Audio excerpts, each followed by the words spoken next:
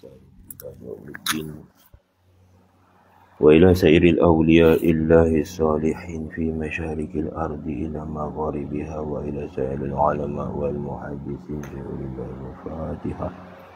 أعوذ بالله من الشيطان الرجيم. بسم الله الرحمن الرحيم.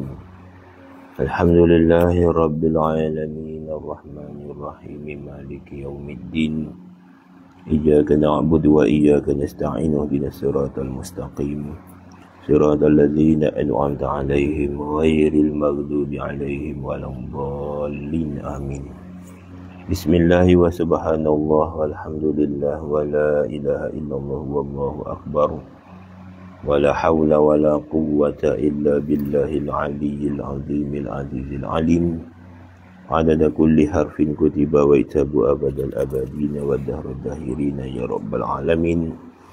اللهم افتح علينا حكمتك وانشر علينا من خزائن رحمتك يا أرحم الراحمين. رب اشرح لي صدري ويسر لي أمري واحلل عقدة من لساني يفقه قولي. اللهم ارزقنا يا رب فهم النبي وحفظ المرسلين وإلهام الملائكة المقربين في عافية يا أرحم الراحمين. سبحانك لا علم لنا إلا ما علمتنا إنك أنت العليم الحكيم.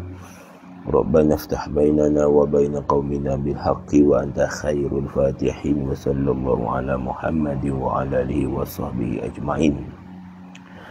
قال المؤلف رحمه الله تعالى ونفعنا به وبعلومه في الدارين آمين يا رب العالمين. الباب الثالث. الباب الثالث إفعولا يفعول إفعوالا.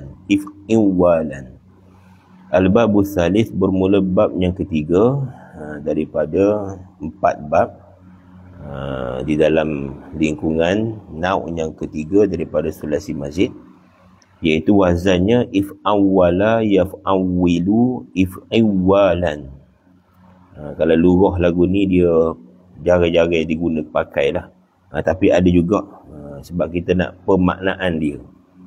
Mauzunuhu dan bermula yang ditimbang daripada bab yang ketiga if'awwala ialah lafaz ijlawwadha yajlawidhu ijliwadhan. Ijlawwadha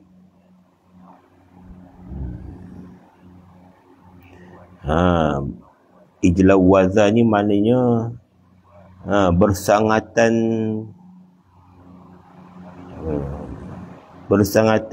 berjalan cepat dia panggil. Jalan terlalu cepat dia panggil. Terlalu cepat berjalan. Terlalu cepat berjalan. Ataupun berjalan laju dia. Berjalan laju sungguh dia panggil. Makna dia ijlawwadha. Baik.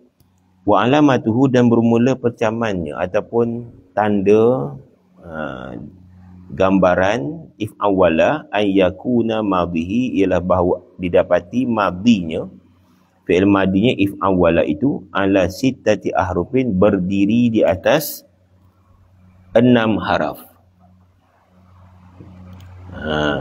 If'awwala 6 haraf. Jadi bagaimanakah perdirian 6 haraf itu? Biziyadatil hamzati dengan ditambah tokokkan haraf hamzah fi awalhi pada awalnya. Pada awalnya if awwala. Kemudian wal wawaini bainal aini wal lami, dan dua waw tambah dua waw antara ain fi'il dan lam fi'il. Antara lam fi'il dan antara ain fi'il dan lam fi'il. Mana ditambah di sinilah, di celah-celah ni. Tambah dua waw. Tambah alif hamzah if'awwala. Dia sebenarnya begini. Jadilah if'awwala. Awwala. Maknanya ada waw yang sakin dan ada waw yang berharokat. Berharokah. Jadi bila dua huruf yang bersamaan jenis bertemu dalam satu tempat, kemudian salah satu daripada dua haraf itu sakin, mati, maka digabungkan, barulah menghasilkan tasydid ni. Dia panggil tasydid. Tasydid. Baru masuk tasydid. Dah. Baik. Jadi begitulah maknanya penambahan haraf yang berlaku pada sulasi mujarrad. Kemudian tambahan itu berlaku di antara sebelum fa fi'il dan juga di antara ain dan lam fi'il. Jadi apakah tujuan penambahan itu berlaku? Tujuannya untuk menambahkan makna dia, ataupun berlaku perubahan makna, ataupun nak menunjukkan keadaan kelakuan itu, keadaan kelakuan tersebut. Baik. Wa bina'uhu, dan bermula binaan if'an wala yaf'awilu itu aidan juga di mubalaghatil lazimi untuk tujuan pemaknaan mubalaghah, makna sungguh, makna bersangatan lazim, pada binaan lazim. Maknanya makna mubalaghah tu hanya tertentu untuk binaan lazim, tidak ada muta'addi. Tidak ada muta'addi. Kerana apa? Binaan ini hanya tertentu bagi mubalaghah lazim. Pemaknaan mubalaghah maknanya bersangatan pada binaan lazim. Li'annahu yuqalu, kerana bahawasanya dikatakan, disebut. Disebut tu di mana? Pada sudut bahasa. Yuqalu kita takdir sikit, iaitu fil lughati. Yuqalu disebut pada lughah, pada sudut bahasa, pada lughah. Lughah mana? Lughah Arab lah. Jadi kebiasaannya orang Arab akan sebut begini: jalazal ibilu idza sara sayran bisur'atin. Jadi idza sara sayran bisur'atin tu orang Arab tak sebut. Orang Arab sebut jalazal jalazal ibil, itu je. Dia tengok unta duduk jalan laju juga. Contoh kita lah. Kita ni pengembala unta. Pengembala unta. Cukup time pagi ataupun petang, kita nak bagi dia umpai, bagi makan. Waktu dia tengok kita, dia nampak kita dia jauh dekat, berambat lagi. Jadi berambat lagi tu dipanggil jalazal ibil. Telah bersegeralah, telah bersangatan cepatlah berjalan oleh si unta itu, unta-unta tersebut. Jadi lafaz ini disebut pada lughah jalazal ibil ini terkait bila mana berlaku keadaan situasi itu, idza sara.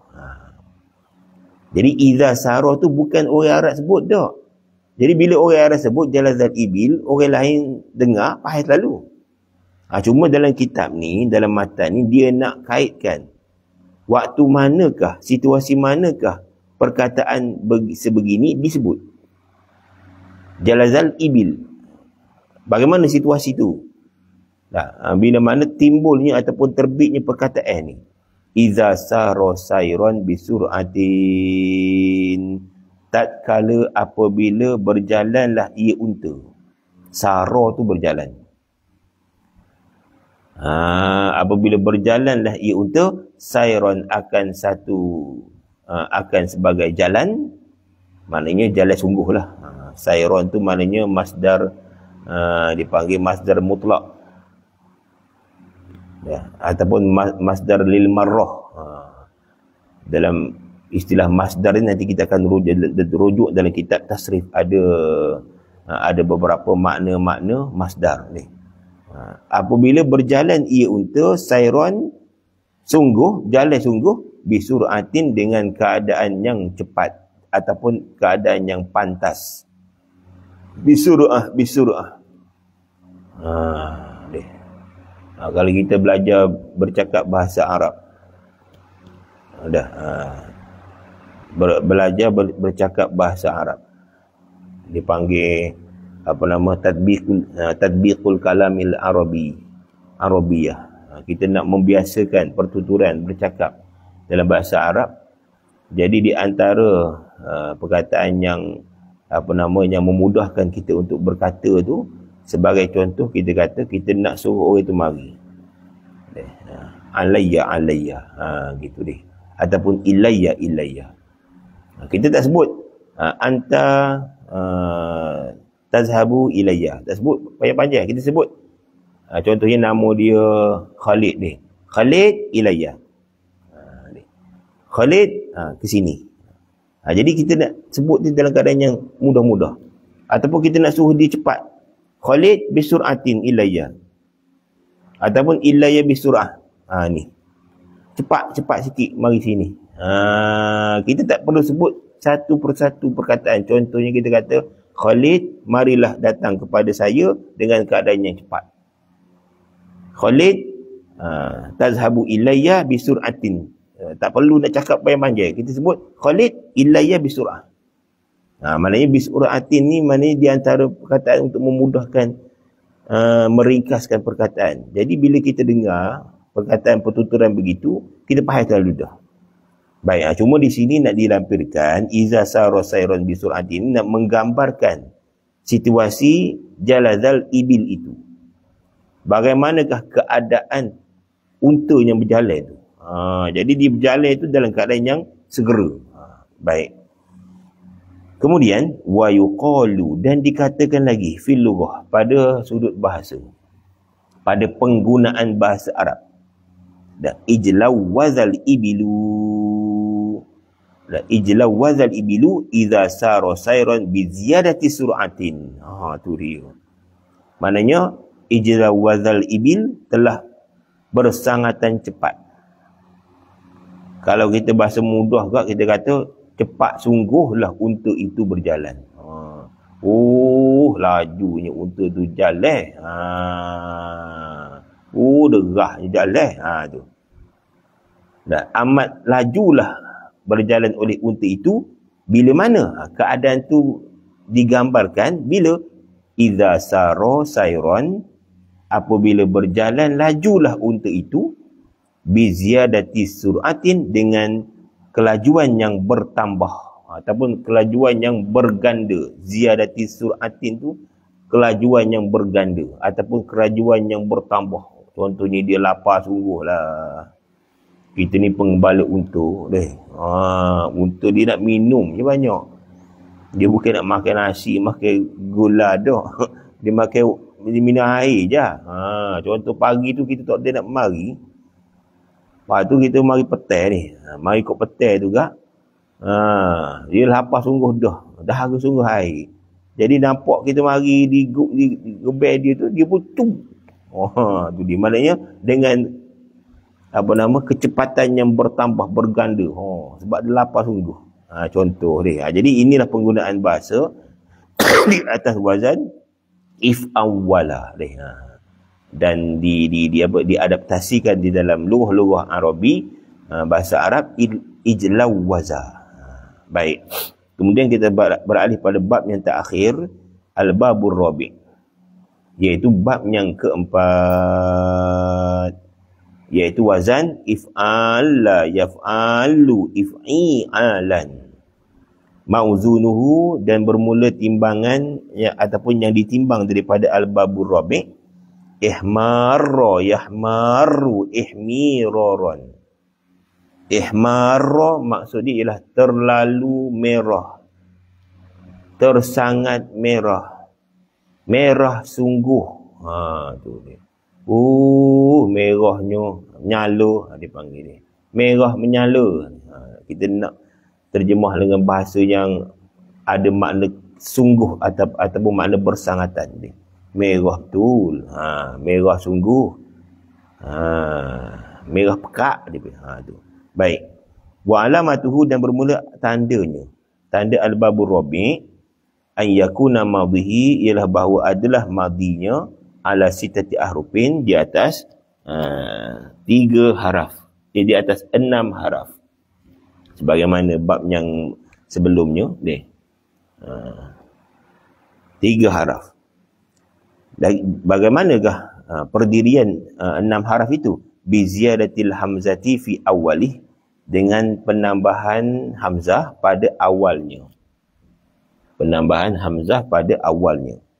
Wal alifi bainal aini wal lam, dan penambahan alif di antara ain fi'il dan lam fi'il.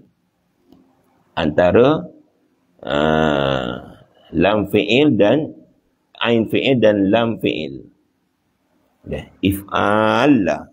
Kemudian wa harfin akhara, dan penambahan satu haraf yang lain pula, min jinsi lami fi'lihi, daripada jenis lam fi'il. Maknanya lam tu double lah. Lam tu double. Min jinsi lami fi'lihi, daripada sejenis dengan lam fi'il.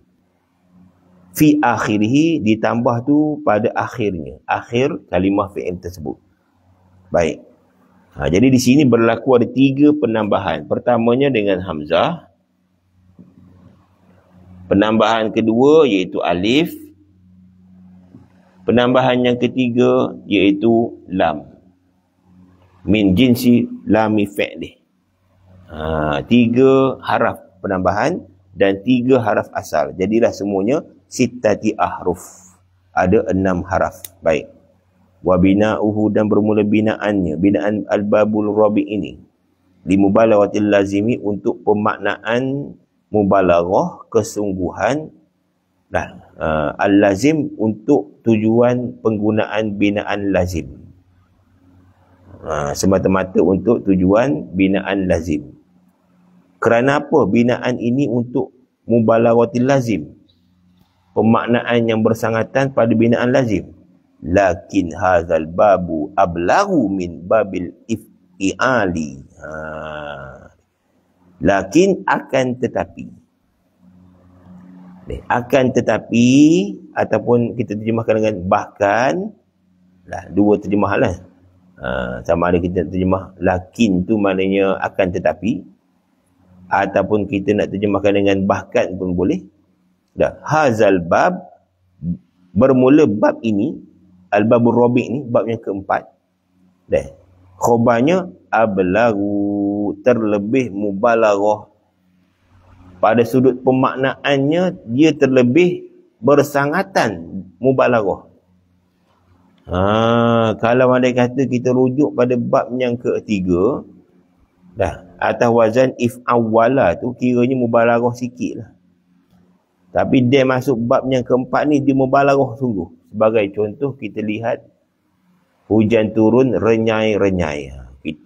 Renyai-renyai itu maknanya tak mubalaghah. Orang Kelantan panggil bera-bera. Hujan bera-bera gitu. Hujan rintik-rintik.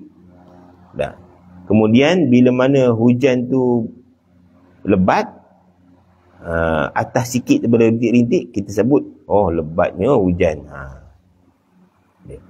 Tapi kalau hujan tu terlalu lebat, mendung gelap, mendung tebal, kemudian diikuti dengan angin pula, kita panggil hujan lebat sungguh.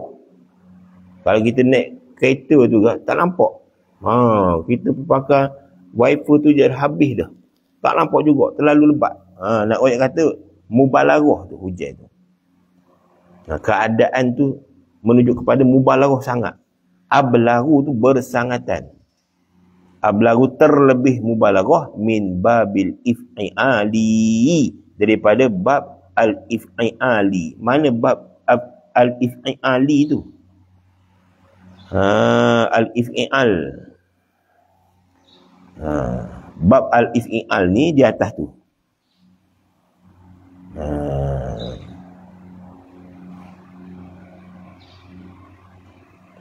Bab al-if'ial.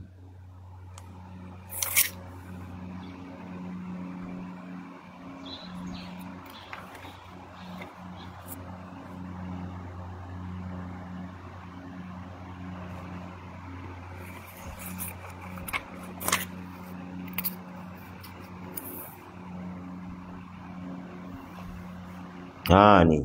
Kita rujuk pada nauk yang kedua pada bab yang ketiga. Muka surat yang ke-6.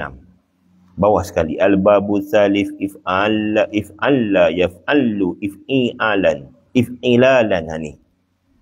If'i'alan. If'ilalan. Bab tu.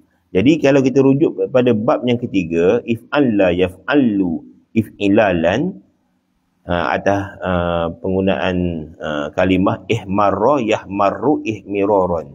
Jadi hok tu pun makna dia mubalaghah juga, mubalaghah lazim. Mubalaghah lazim deh. Walaupun pada bab yang ketiga itu penggunaan lafaz atas wazan if'alla ihmarra itu pun menunjuk pada mubalaghah, tapi bab yang keempat ni terlebih mubalaghah lagi daripada bab tu. Kalau kita tilik pada contoh kata dibawa mari lafaz ihmarra Zaidun, maknanya merah muka Zaid. Merahnya Zaid, dia pakai baju merah ke ataupun muka dia memang merah ke. Jadi kita nampak keadaan situasi itu, keadaan merah tu tidaklah terlalu bersangatan dia. Tapi bersangatan dah mubalaghah dah.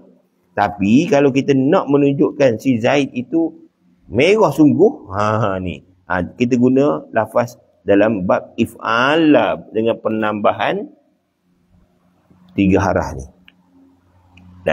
Baik.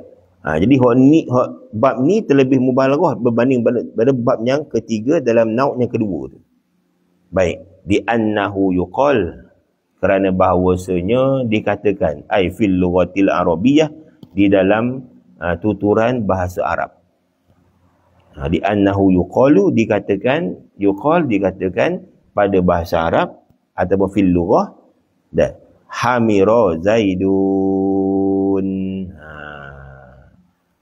Hamira Zaidun tu pada sulasi mujarrad. Hamira Zaidun atas wazan fa'ila yaf'alu, hamira yahmaru. Yahmaru, hamira yahmaru, fa'ila yaf'alu.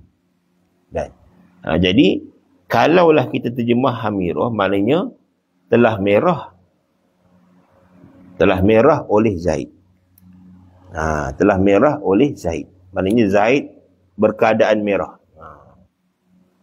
Zaid berkeadaan merah. Merah tu pada sudut kena cahaya merah ke, ataupun dia pakai pakaian yang berwarna merah ke, ataupun dia tu badan dia, mukanya timbul warna-warna merah dengan sebab dia terlalu marah ke, wallahu alam. Asalkan Zaid tu keadaan dia merah. Jadi bila keadaan berlaku gitu, dikatakan hamira Zaid tu, iza kana lahu humratun fil jumlati. Iza kana lahu, apabila didapati baginya.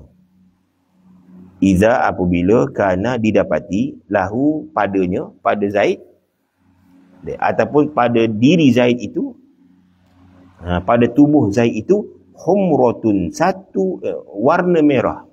Humratun maknanya warna merah. Warna merah fil jumlati, keseluruhannya. Maknanya barangkali dia pakai baju warna merah. Maka bila pakai baju warna merah, nampaklah seperti dia tu kemerah-merahan. Baik, ini satu penggunaan bahasa melalui sulasi mujarrad humira Zaidun. Baik, yang kedua, wa yuqalu, dan dikatakan, disebut-sebut, fil lughati, pada lughah, ihmarra Zaidun, merah sungguhlah si Zaid. Telah merah sungguhlah oleh Zaid itu. Jadi bila kita gunakan ihmarra atau wazan if'alla pada bab yang ketiga dalam nauk yang kedua, kita guna lughah tu ihmarra Zaidun idza kana lahu humratun mubalaghatun. Idza kana lahu, apabila didapati padanya Zaid. Apabila adalah baginya Zaid, maknanya apabila didapati pada Zaid itu humratun mubalaghatun, warna kemerahan yang sangat. Maknanya warna merah sungguh. Nampak menyala sungguh merah dia ni. Baju dia pakai tu merah, baju merah, seluar merah, serban merah. Sebab ada hadis dalam Syama'il Muhammadiyah, ada sebut Nabi pernah beberapa ketika memakai serban merah, baju jubah merah. Ni. Serban merah, jubah merah. Jadi kebetulan sahabat yang meriwayatkan hadis tersebut melihat Nabi, kedatangan Nabi ketika waktu tu bulan purnama, nampak merah nyala sungguh pada malam tu. Maknanya nampak kemerahan tu. Termasuklah maknanya muka-mukanya sekali dia.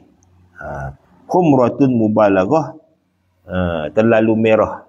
Terlalu merah. Baik. Ini step yang kedua ataupun situasi yang kedua. Masuk situasi yang ketiga, wa yuqalu, dan dikatakan lagi pada luar, ihmarra Zaidun. Macam kita lah kata, hujan renyai-renyai. Lebat, hujannya lebat. Lepas tu mari angin gitu kuat ribut kah, kita kata, lebat hujan. Tu. Ginilah dia. Merah lah si Zaid. Tak ada apa, merah sikit je. Merahnya Zaid ni. Ihmarra. Kalau ihmarra, merah nyala Zaid. Maknanya dia ada step by step mubalaghah tu. Nak menunjukkan situasi tu. Ihmarra Zaidun, bila mana perkataan dituturkan? Idza kana lahu humratun ziyadata mubalaghatin. Apabila didapati pada Zaid itu humratun, warna merah, ziyadata mubalaghatin, warna merah yang bertambah-tambah. Maknanya yang bersangatan ataupun yang berganda-ganda. Walaupun ziyadah tu maknanya bertambah, pertambahan merah tu dia makin bertambah-tambah. Tapi kita terjemah berganda-ganda selalulah. Sebab apa? Nak menunjukkan mubalaghah tu. Baik, selesai di situ. Habis bab sulasi mazid. 3 nau'. Jadi insya-Allah kita akan masuk pula pada bab ar-rubai al-mujarrad. Bab rubai mujarrad.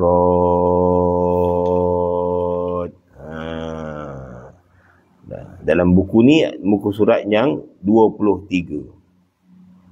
Binaan fi'il muta'addi dan lazim dalam kelompok rubai mujarrad. Habis selesai di situ deh. Ada apa-apa soalan lagi ke? Ya. Kita masuk matan jurmiyah.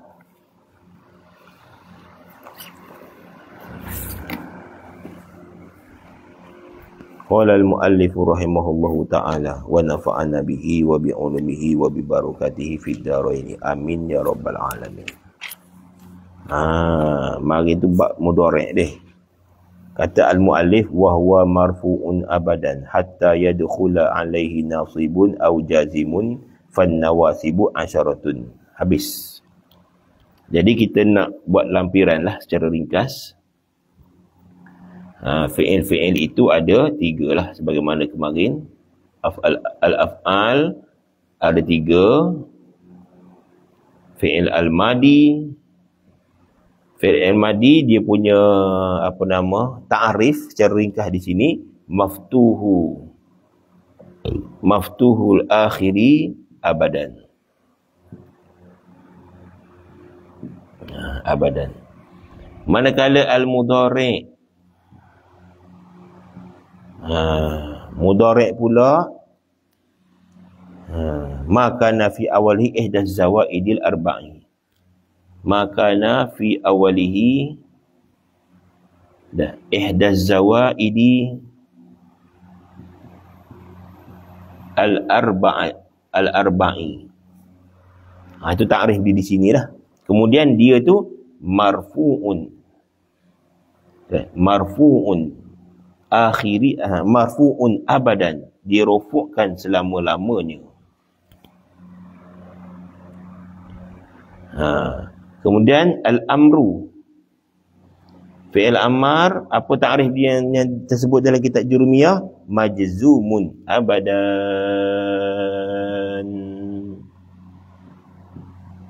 Majzumun abadan. Fi'il madi maftuhul akhiri abadan. Tak boleh nak diubah-ubah dah, kecuali pada perbahasan fi'il madhi yang mu'tal akhir. Walaupun fi'il madhi itu mu'tal akhir, tapi pada hakikatnya, main hakikat pula. Pada diri sebenarnya, amrul waqi', perkara yang berlaku, fathah tu ada situ. Sebagai contoh kita ambil lafaz khashiyah. Khashiyah yakhsha ni. Da'a contoh ni. Da'a. Lafaz da'a. Jadi lafaz da'a ni alif, akhirnya alif. Takkan kita baca da'a, da'a, payahlah. Jadi baca dengan dua harakat saja. Da'a. Walaupun tak dibacakan harakat di sini, tapi dia tetap dibariskan fathah juga.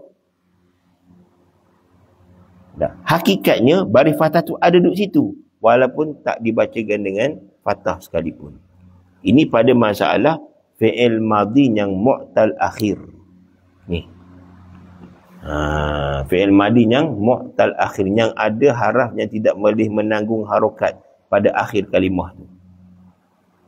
Baik, itu fi'il madhi. Fi'il mudhari' pula sebagaimana kenyataan kemarin tu, maka nafi awalihi ihdaz zawaidil arba'i yajma'uha qauluka ana, itu yang mana dia punya hukum marfu'un abadan.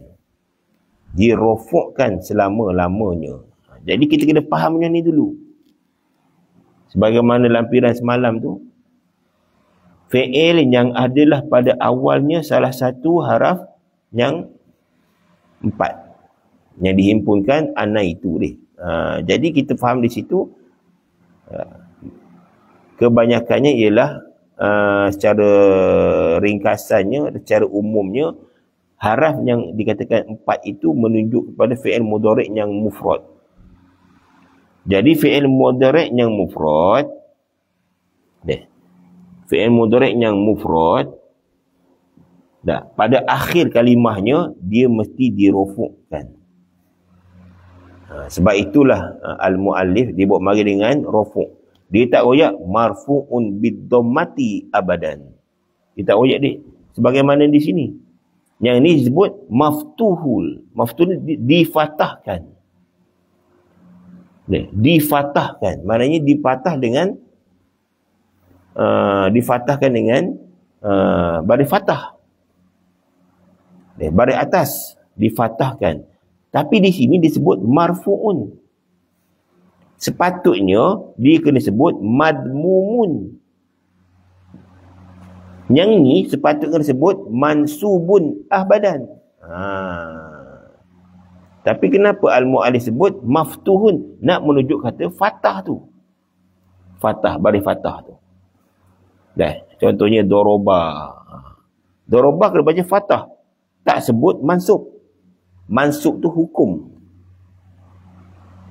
Mansubun abadan, tak sebut mansubun abadan, disebut maftuhul akhiri abadan. Difatahkan dengan baris fatah tu selama-lamanya. Tapi pada masalah fi'il mudhari' disebut marfu'un. Sepatutnya disebut madmumun. Didhamahkan akan mudhari' itu. Dhamah dengan mana? Dhamah dengan baris ni. Tapi kenapa al-muallif yang cerdik, bijak, pandai, dia sebut marfu'. Sebab fi'il mudhari' jangan kita anggap hanya tertentu pada fi'il mudhari' mufrad, tapi kita kena tilik pada cawangannya. 3 cawangan lagi. Apa dia cawangan yang pertama? Iaitulah tasniyah. Fi'il mudhari' yang musanna. Mana fi'il mudhari' yang musanna? Ni. Pada muka surat 11, pada kata bawah sekali, 2 baris daripada bawah, wal af'alul khamsah tu. Jadi semua tu walaupun musanna ataupun jamak ataupun muannas mukhatabah, Dia tetap dikatakan marfu', tak disebut dhammah. Berbeza dengan madhi, memang dia kena fathah. Dia tak sebut mansub, mansubul akhiri abadan. Tak sebut itu. Kalau mansub ni lebih cenderung pada hukum. Dah, bukan nak menentukan baris apa yang dibacakan, harokat ke apa nak dibaca tu. Tapi kalau sebut marfu', kita buat satu gambaran mudah lah. Gambaran mudah. Bila sebut yang pertama sekali maftuh, maka hukum ni ialah mansub. Mansubun dinasabkan dengan dia. Dinasabkan dengan apa? Dengan fathah. Kemudian bila sebut madmun didomahkan dia, maka hukumnya ialah silap. Kalau disebutkan betul, madmun didomahkan akan dia, maka hukumnya ialah marfu'un. Kalau sebut makhfud, maksur, maka hukumnya ialah makhfud.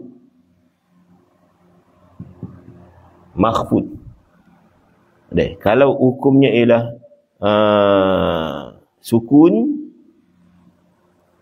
sukun, maka hukumnya ialah majzum. Seperti mana fi'il amal ni. Ini dia. Jadi al-mu'allif rahimahullah ta'ala dibawa mari dengan hukum selalu pada masalah fi'il mudhari'. Wahwa, dan bermula ia al-fi'lul mudhari'. Al-fi'lul mudhari' marfu'un, dirofu'kan, dihukum rofu'kan abadan, selama-lamanya. Dia bawa mari rofu' juga, bukan saja-saja. Inilah maknanya orang yang alim. Syekh Muhammad bin Daud Al-Sinhaji rahimahullahu ta'ala, istilah dia, bawa mari istilah selalu. Wahwa marfu'un abadan. Jadi fi'il mudhari' juga, sebagaimana telah kita maklum pada masalah fi'il mudhari'nya mufrad, kita maklum dah. Contohnya yadribu, lagi tadribu, lagi tadribu, lagi tadribina,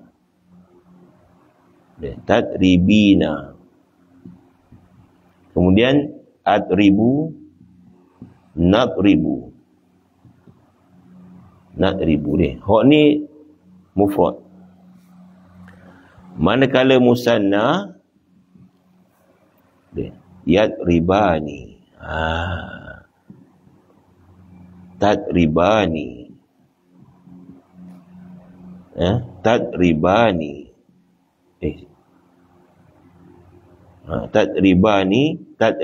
tadribani juga. Pada masalah jamak, yadribuna, tadribuna, silap, tadribuna pula, tadribna, yadribna, silap. Kemudian yadribuna, tadribuna, kemudiannya tadribna. Habis itu. Walaupun dia ni di-i'rabkan dengan dhammah. Yang i'rab dengan dhammah ni je. Ni i'rab dengan dhammah. Dengan dhammah. Tapi walaupun i'rab dengan dhammah, hukumnya apa? Marfu' semua. Ni riwayat marfu' tu. Kemudian musanna. Keseluruhan musanna ni i'rab dengan huruf. I'rab dengan huruf. Iaitu huruf apa? Alif. Alif tasniah. Alif dan nun lah. Alif dan nun. Alif dan nun. Alif dan nun. Kita boleh rujuk balik. Tapi walaupun dia tu di-i'rab dengan alif dan nun, hukumnya apa? Hukum marfu'. Hukumnya dirofokkan akan dia. Hukum rofok juga. Rofok dengan apa? Rofok dengan alif dan nun. Kemudian jamak. Jamak. I'rab dengan i'rab dengan huruf juga. Iaitulah waw dan nun. Waw dan nun. Tapi hukum dia tu ialah marfu'. Dirofokkan dengan waw dan nun. Hukum rofok juga. Dan yang terakhir tadribina, maknanya mukhatabah, muannas mukhatabah. I'rab dengan haraf juga. Dengan haraf, i'rab dengan haraf, iaitulah haraf ya. Huruf ya tu. Tadribina. Ya dan nun, silap. Ya dan nun. Ya dan nun. Habis, selesai situ. Tapi overall, keseluruhannya, fil jumlati, kesimpulannya, fi'il mudhari' dihukumkan marfu' belaka. Sebab itulah al-mu'allif rahimahullah ta'ala bawa mari dengan ibarat wahwa marfu'un abadan. Bukan saja-saja bawa mari istilah marfu' tu. Nak dibandingkan dengan fi'il madi, al-fal madi maftuhul akhiri abadan. Maftuh tu di fathah. Ni, baik. Nak tulis dulu? Tulis dulu.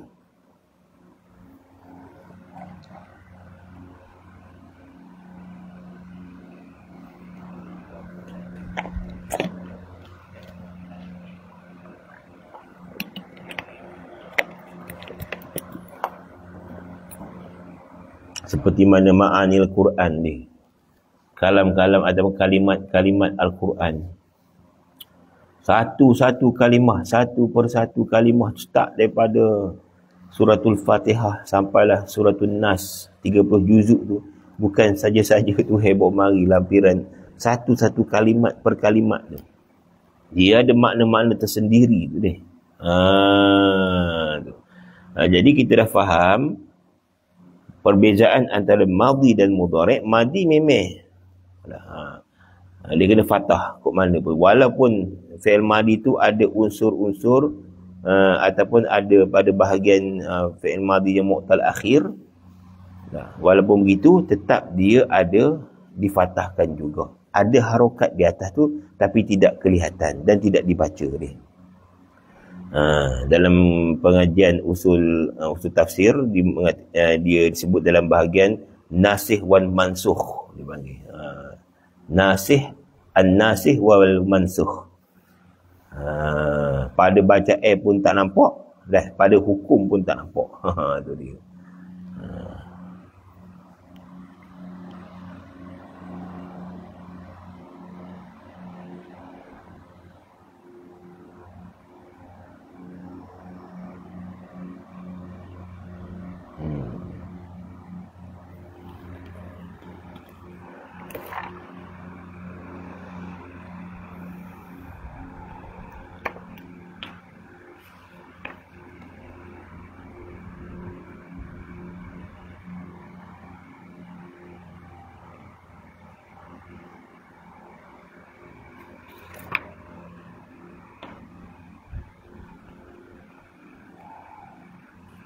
Boleh ni? Okey, baik. Dah selesai di situ, kita dah faham kedudukannya. Makanya hukum mudhari' marfu'. Sebab apa? Tak kira lah sama ada dirofukkan dengan dhammah pada mufrad, mudhari'nya mufrad, ataupun rofuk dengan haraf alif dan nun pada masalah musanna, ataupun dirofukkan dia tu hukum rofuk dia dengan ya dan nun, waw dan nun pada masalah jamak, ataupun pada mu'annas mukhatabah, dirofokkan dengan ya dan nun. Tak kira lah. Tapi overall keseluruhannya dia tu dirofokkan. Baik, selesai di situ, kita beralih pada kenyataan al-muallif yang seterusnya, hatta yadkhula alaihi nasibun au jazimun. Ini sebagai pengecualian. Dia mari ni salin dulu matan, wa huwa marfu'un abadan.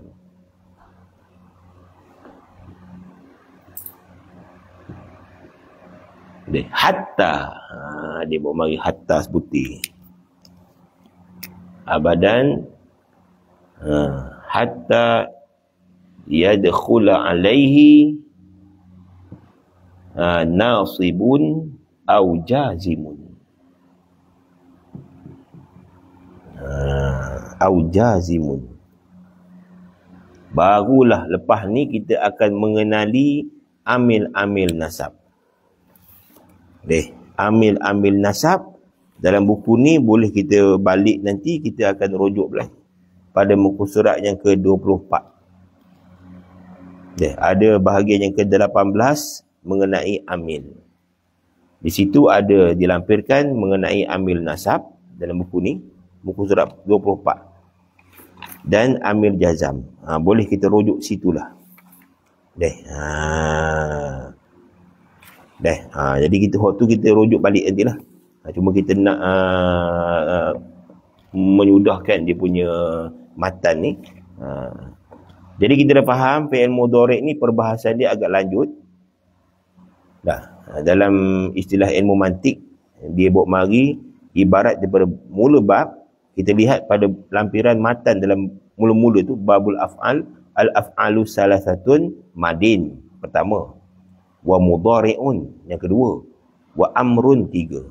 Siap contoh sekali, nahu daraba wa yadribu wadrib.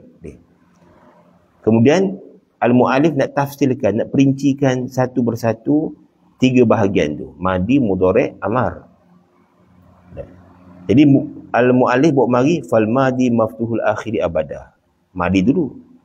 Wal amru majzumun abada. Kenapa tak bawa mari mudhari' dulu? Sepatutnya dia kena nombor dua. Pada ijmalinya, pada lampiran yang pertama, rangkap yang pertama, ataupun disebut dalam istilahnya muqaddimah sughra. Muqaddimah kecil, pendahuluan yang kecil. Al-af'alu salah satu madin wa mudhari'un nombor dua. Tapi pada tafsilannya fal madi maftuhul akhir abadan, wal amru nombor tiga terus masuk naik. Macam adik kakak lah, adik. Tiga perempuan yang bersaudara. Kakak nikah dah. Tiba-tiba adik yang bongsu nikah. Tinggallah yang tengah nombor dua, tak nikah lelaki contoh. Jadi dia melangkau, dia panggil melangkau ni. Langkah kakak dia panggil. Baik, begitu ibaratnya. Sepatutnya nombor dua bahasan mengenai mudhari'. Tapi kenapa al-mu'alif mentakhirkan perbahasan mudhari'? Sebab perbahasan mudhari' ni agak panjang sedikit. Dan dia ada perkaitan dengan dua ni. Maka bila dia ada perkaitan dengan dua, maka perbahasan itu dikemudiankan berbanding dengan fi'il amar. Dia nampak dah kedudukannya. Baik. Kata al-mu'alif wahwa dan bermula ia. Ia al-mudhari'.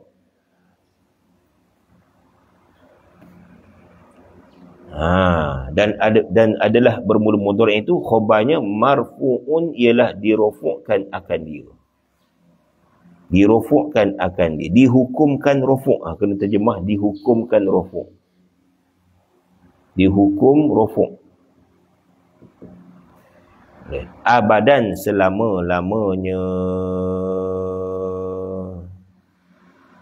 Tak ada sikit. Abadan ai.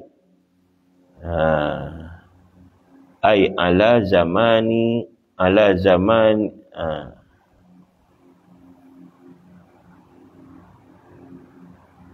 Ala zamanan abadan. Di atas masa yang selama-lamanya. Zamanan abadan.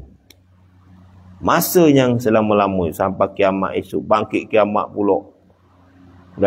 Sehinggalah qadar masa yang tidak diketahui oleh akal.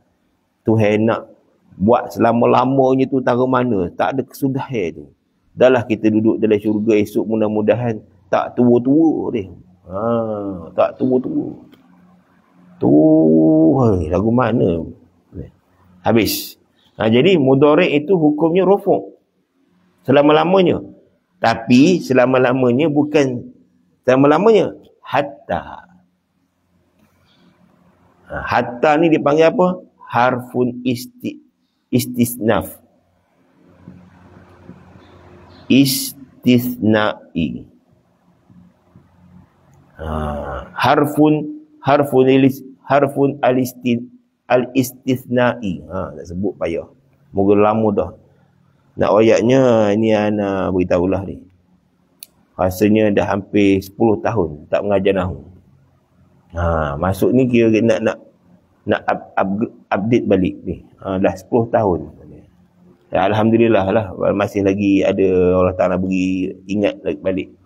Istilah-istilah 10 tahun dah. Lama sangat. Jadi kita tak boleh nak biar lama-lama takut dia hilang kan. Baik. Jadi hatta ni salah satu disebut sebagai haraf al-istithna.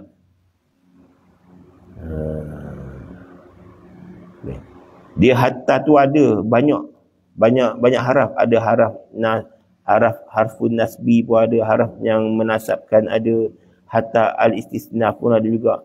Jadi bila kita hukumkan hatta ni, kita katakan hatta ni haraf istithna, maka dia dengan makna illa. Bimakna illa. Illa ni lah dikatakan haraf istisna yang tulen. Kok ni pinjame je. Pinjame je. Dipanggil majas saja. Majas tu dalam istilah ilmu bayan ni. Jadi kita nak royak kata, kita terjemah sebagaimana yang diterjemah. Yang terjemah dalam kitab Jurumiyah, penterjemah sebut hatta yadkhula alaihi nasibun. Hingga sebelum masuk atasnya. Hingga tu memang makna dia dah bahasa Melayu. Tapi kita i'rabkan hatta tu bermakna illa. Yang mana illa tu ialah bertepatan dengan makna al-istisna, pengecualian. Istisna tu maknanya pengecualian. Haraf yang ada makna pengecualian. Haraf yang ada makna pengecualian. Pengeluaran dipanggil. Jadi terjemahan lagu mana? Bermula mudhari' itu dirofukkan selama-lamanya. Tapi walaupun selama-lamanya dia ada batasan. Mana batasan dia? Hatta, melainkan. Kita terjemah melainkan. Sebab apa dikatakan melainkan? Sebab ada makna istisna. Istisna. Mana istisna? Mana pengecualian. Bukan bandar-bandar dah. Ini qarinah dia panggil. Qarinah ni mana dalil marfu' tu dia kata, mudhari' kena patah selama-lamanya. Kena rufuk selama-lamanya. Bukan kata selama-lamanya tak juga. Kita pun bukan sama-sama muda, nanti tua juga. Itu mana pengecualian, ada batasannya. Jadi batasannya melainkan yadkhula alaihi, masuk ke atas mudhari' itu. Nasibun, oleh amil nasab. Amilun nasibun au jazimun. Amilun jazimun. Sehinggalah masuk amil nasab ataupun amil jazam.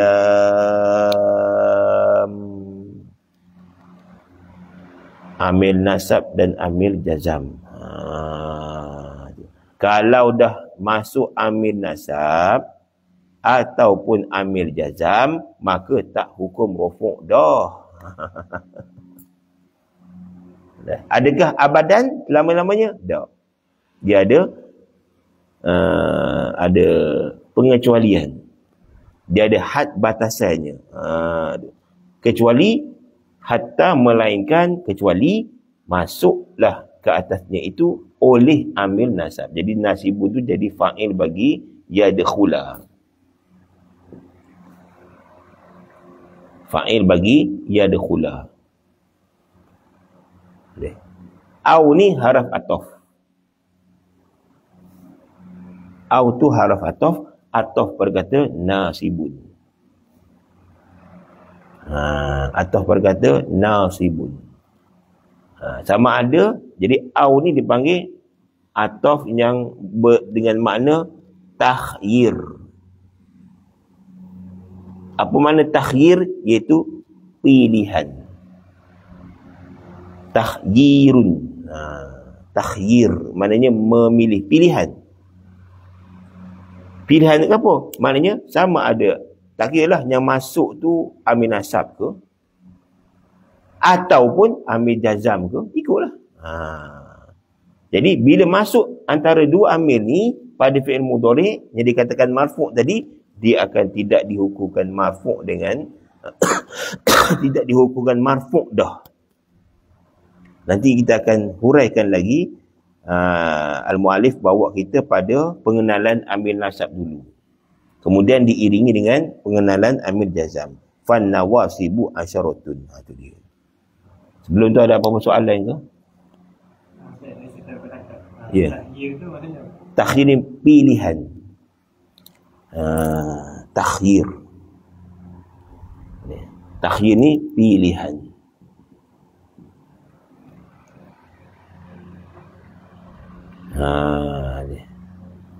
Takhyir. Kalau taghyir, ghayyara maknanya pengubahan. Dipanggil taghyir tu pengubahan, takhyir ni pilihan. Dua lah. Jadi antara kha dengan ghain tadi. Baik. Selesai di situ, kita dah maklum kedudukan fi'il mudhari' yang agak panjang sikit perbahasannya, dikaitkan pula dengan amil nasab dengan amil jazam, yang mana terkait hubung rapat dengan mudhari', tidak ada kena mengena dengan madhi ataupun fi'il amar. Maka kita akan sambunglah nanti pada huraian amil nasab dan amil jazam. Summa qala wallahu a'lam. Subhanakallah bihamdika asyhadu an la ilaha illa anta astaghfiruka wa atubu ilaik. Bismillahirrahmanirrahim. Wal 'asri innal insana lafi khusrin illa allazina amanu wa amilus solihati wa tawasaw bil haqqi wa tawasaw bis sabri. Shadaqallahul azim. Mengenai amil tu boleh buat ulang kaji ke, kena rujuk balik muka surat yang ke-24 dalam buku ni dia, sebagai kita untuk mengenal pasti dia punya istilah-istilah ataupun ni kita dah baca dah tempoh hari kan. Kalau nak lebih lanjut lagi, kita cuba rujuk balik lah. Baik.